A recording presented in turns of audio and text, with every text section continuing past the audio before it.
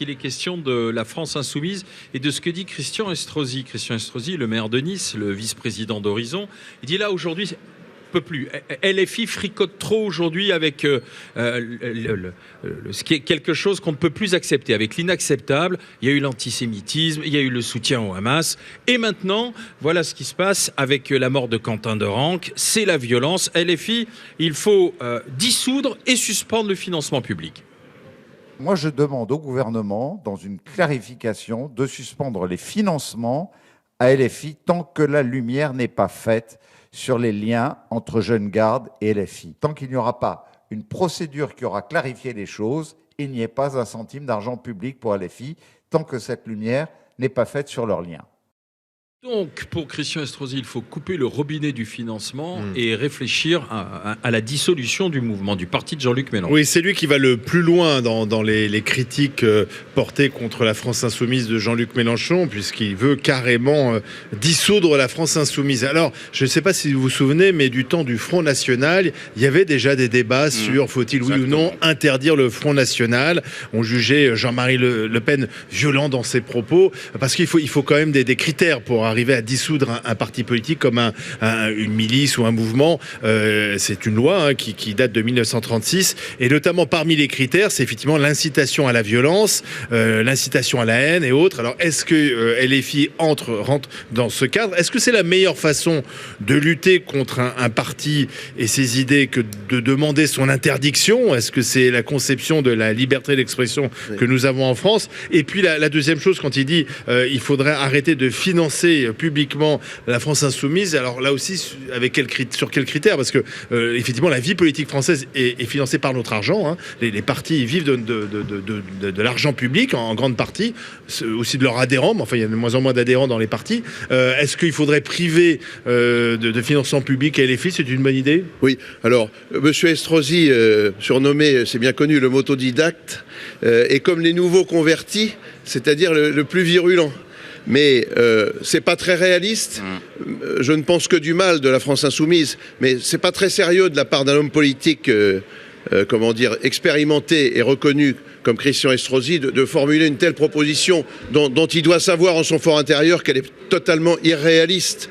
Bien sûr que la France insoumise est éminemment critiquable, qu'il faut la combattre, qu'il faut la ramener sous les 10%. Je crois que ça sera le score de M. Mélenchon à l'élection présidentielle, sous les 10%, donc divisant son score par 2 par rapport à la dernière élection. Mais il n'est pas possible, il n'est même pas souhaitable d'aller sur le terrain d'une interdiction ou de la privation des subsides publics. Mais parce qu'à ce moment-là, si on simplifie le débat, tous les partis qui auront la majorité voudront faire disparaître leurs concurrents minoritaires. Non, c'est pas sérieux quand on est en démocratie. Il faut réprimer très sévèrement les délits, voire les crimes, mais il n'est pas question de priver une formation politique selon la formule d'usage représentée au Parlement, ni de ses subsides, ni de son existence dans l'arène politique. Le seul dans une démocratie qui a le pouvoir de dissoudre un parti, c'est l'électeur.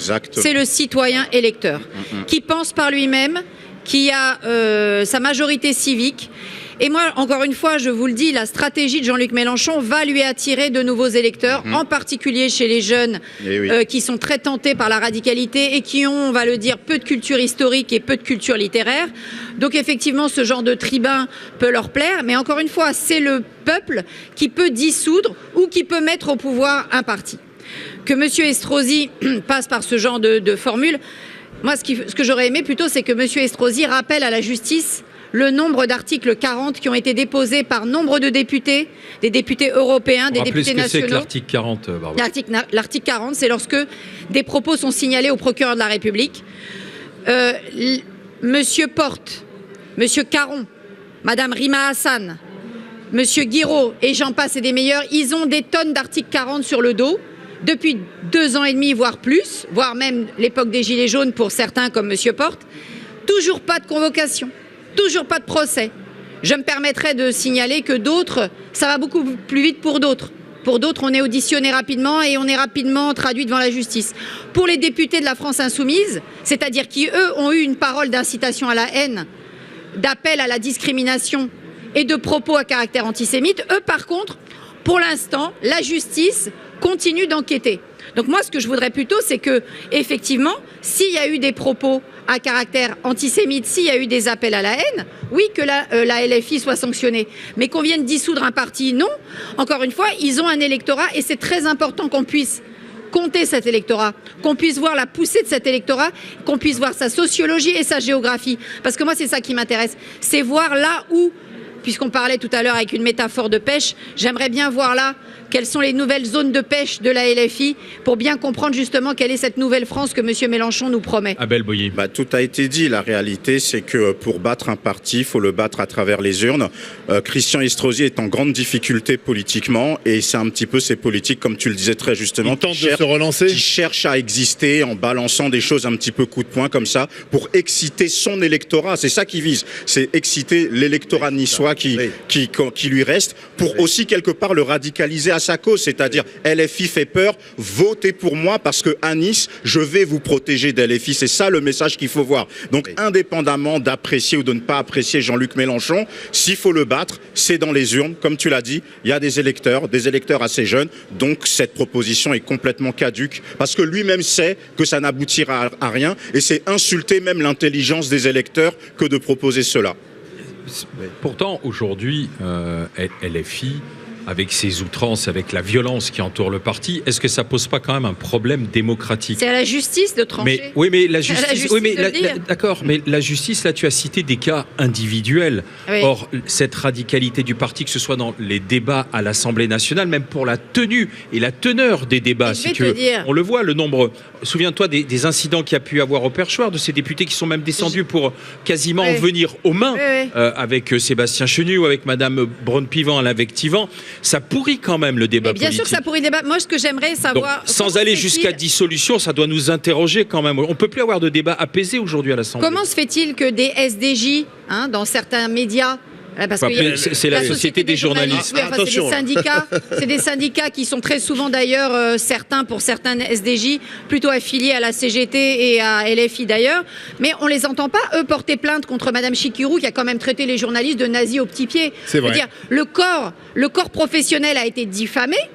Le corps professionnel. Oui, il n'y a pas de levée de bouclier.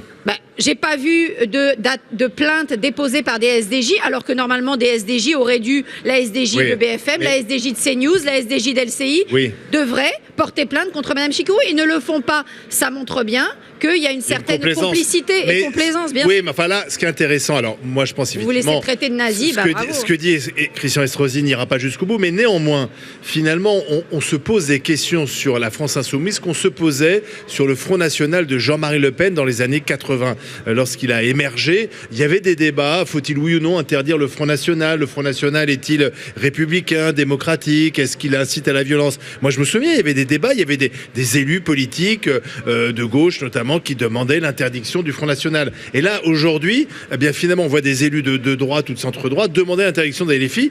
En fait, Jean-Marie Le Pen, Jean-Luc Mélenchon, c'est le nouveau Jean-Marie Le Pen. C'est-à-dire qu'il s'est diabolisé, et il devient diabolique. Oui, mais c'est comme en expérience de collège en classe de chimie, Abel a très bien décrypté le précipité, le résultat de l'expérience, à savoir que c'est pour se valoriser, et en désignant un parti qui est en perte de vitesse et que tous les autres électeurs n'aiment pas, on essaye de s'attirer un brevet de sens politique et de sens national. La différence avec Jean-Marie Le Pen, c'est que Jean-Marie Le Pen a été maintes fois condamné par la justice. Monsieur Mélenchon n'est jamais condamné par la justice, puisqu'il n'est jamais poursuivi, puisqu'encore une fois, il n'y a jamais de plaintes qui vont au bout.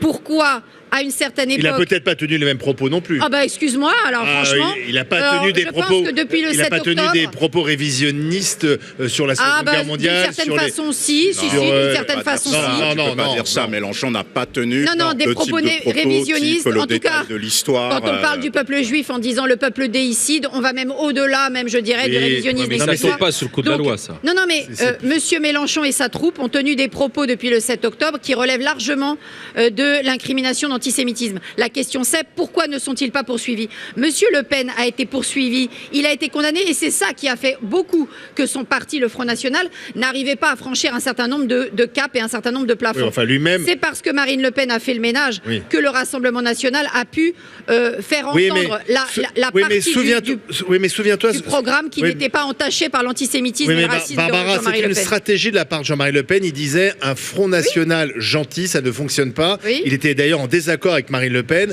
Et c'est pour ça qu'il en a rajouté toujours dans la surenchère, la provocation. C'est une erreur. Eh bien, Jean-Luc Mélenchon, c'est pour ça, excusez-moi de faire ce rapprochement, mais Jean-Luc Mélenchon, aujourd'hui, est dans la stratégie du on n'est pas là pour être gentil, de toute manière, ça sera payant parce que je vais attirer à moi des gens qui attendent que ce discours radical, la stratégie de la colère. Mais la différence encore, c'est que Jean-Marie Le Pen ne voulait pas gouverner, il voulait être le troublion de la vie politique, mais au sens de la... Tu crois vraiment que Jean-Luc Mélenchon pense gagner? Je voudrais juste dire une chose pour aller au bout de ma phrase. Pardon. Juste au sens de la 4e République. Juste une chose alors. Hein.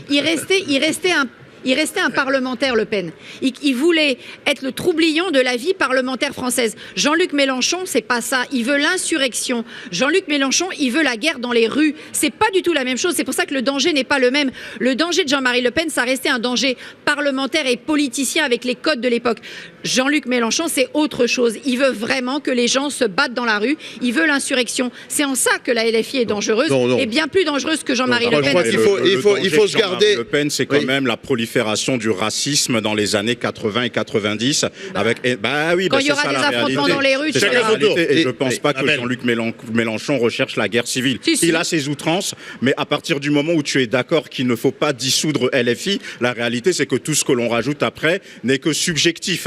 Non, tu l'as dit toi-même. La guerre civile. Oui, mais tu l'as dit toi-même. S'il faut battre Jean-Luc Mélenchon, c'est par les urnes. Et toi-même, tu l'as dit à plusieurs reprises. Les deux partis aujourd'hui qui ont une colonne vertébrale, que l'on soit d'accord ou pas, c'est LFI et le Rassemblement national. Barbara, gardons-nous de faire parler ni les morts ni les vivants. Jean-Luc Mélenchon est un aventurier, c'est un opportuniste, il n'a pas de stratégie définie, c'est d'ailleurs tout son problème. C'est ton avis, moi je pense qu'au contraire ils ont une stratégie extrêmement calculée et il faut absolument pas les prendre pour des abrutis. Et quand ils vont perdre dans les urnes, ils iront gagner dans la rue, c'est ça que je vous dis, mais vous pouvez ne pas... Mais vous avez le droit de pas être d'accord avec moi, mais moi, c'est mon scénario, c'est perdre dans les urnes pour gagner dans la rue, c'est tout. Non, mais c'est vrai que Mathilde Panot l'a dit elle-même. A tenu des propos assez particuliers cette semaine, puisqu'elle a dit, en gros, on va tout faire pour empêcher que Marine Le Pen soit élue démocratiquement. C'est des propos qui ont d'ailleurs choqué. Il y a quand même une ambiguïté. Bien sûr, moi, je ne crois pas du tout au fait que Jean-Luc Mélenchon va aller se battre dans la rue, mais quand même, on laisse planer le doute que si on n'arrive pas à empêcher le RN d'arriver au pouvoir par les urnes, on l'empêchera différemment. Oui. On a une consultation, on a posé la question, est-ce que vous seriez favorable à la dissolution de LFI? Qu'est-ce que vous en dites? Oui ou non? C'est un oui quand même, à près de 72%. On a dépassé la barre des 70%.